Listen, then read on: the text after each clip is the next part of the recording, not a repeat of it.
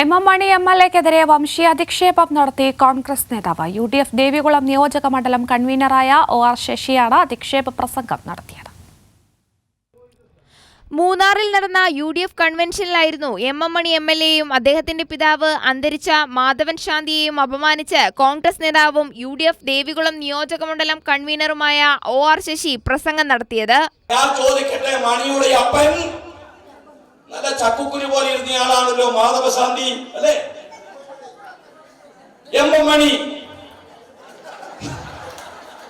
നല്ല ചക്കുക്കുരു പോലെയാ എം മണിയുടെ അപ്പം മാധവശാന്തി ഇരുന്നത്. പിന്നെ എങ്ങനെയാ ഈ മാധവശാന്തിയുടെ മകൻ എം മണി ഈ ചുട്ട കശുവണ്ടി പോലെയായി പോയത് എന്ന് നിങ്ങൾ ആലോചിക്കേ.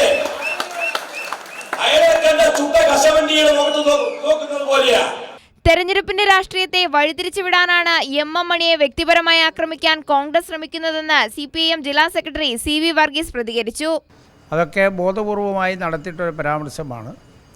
മണിയാശാനെ ആക്ഷേപിച്ചാൽ അതിന് മറുപടി പറഞ്ഞ് തെരഞ്ഞെടുപ്പിൻ്റെ രാഷ്ട്രീയത്തെ വഴിതിരിച്ചു വിടാൻ വേണ്ടിയാണ്. വ്യക്തികൾ തമ്മിലുള്ള മത്സരമല്ല, ഇടതുപക്ഷ ജനാധിപത്യം ഉയർത്തുന്ന രാഷ്ട്രീയ പ്രശ്നങ്ങളാണ്.